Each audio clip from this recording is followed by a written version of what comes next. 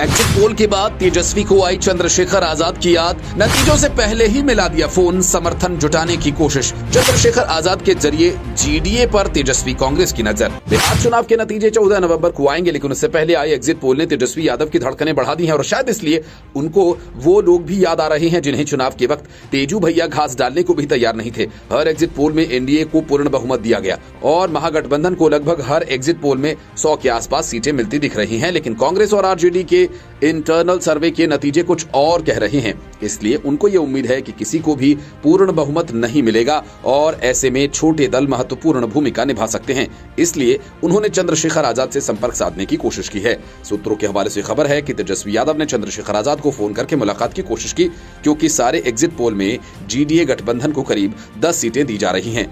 Grand democratic alliance नाम के इस गठबंधन में चंद्रशेखर आजाद के साथ असदुद्दीन ओवैसी की पार्टी भी शामिल है, जिसने पिछले चुनाव में 5 सीटें जीती थी, लेकिन इस बार यह आंकड़ा बढ़ सकता है। तेजस्वी यादव एग्जिट पोल को सच मानने को तैयार नहीं और न ही उनकी पार्टी इन आंकड़ों पर विश्वास कर रही है। साथियों, आप सब ने आज शाम तकरीबन 6 बजे के बाद से बाजार का एक खेल देखा होगा।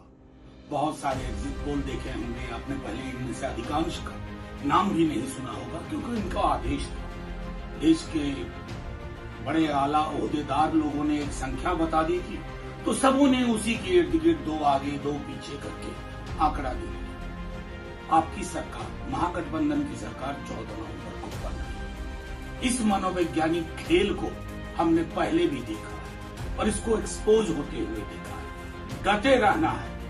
बदलाव की बयार जो पहले चरण से शुरू हुई थी, वो परिवर्तन की लहर में तब्दील हो चुकी है। कई जगह अभी तक लोग बोल रहे हैं और ये एग्जिट पोल करके मुहर लगा रहे हैं, चूंकि साहब ने एक संख्या बताई थी। अब महागठबंधन इसी उम्मीद में है कि सारे एग्जिट पोल गलत साबित हो और अगर ऐसे में किसी की जरूरत पड़े तो विकल्प पहले से मौजूद हो। इसलिए चंद्रशेखर आजाद को टटोला जा रहा है, क्योंकि आरजेडी ने असदुद्दीन ओवैसी के साथ अपने संबंध इतने बिगाड़ लिए कि शायद सीधे बात करना भी मुमकिन न होगा। इसलिए चंद्रशेखर आजाद के जरिए संपर्क साधने की कोशिश हो रही है और मनाने की कोशिशें भी हो रही हैं, क्योंकि तेजस्वी और लालू को लगता है कि बीजेपी को सत्ता से बाहर रखने के लिए ये दोनों नेता उनके साथ आ सकते हैं। चंद्रशेखर आजाद और उनके गठबंधन की अहमियत समझने के लिए एग्जिट पोल को देखना अहम होगा। दैनिक भास्कर ने अन्य को 5 से 10 सीटें दी हैं, पीपल्स पल्स ने 13 तक सीटें दी हैं और पीपल्स इनसाइट ने अन्य को 3 से 8 सीटें दी हैं। माना जा रहा है कि प्रशांत किशोर की पार्टी का खाता खुलना भी मुश्किल है और बाकी अन्य भी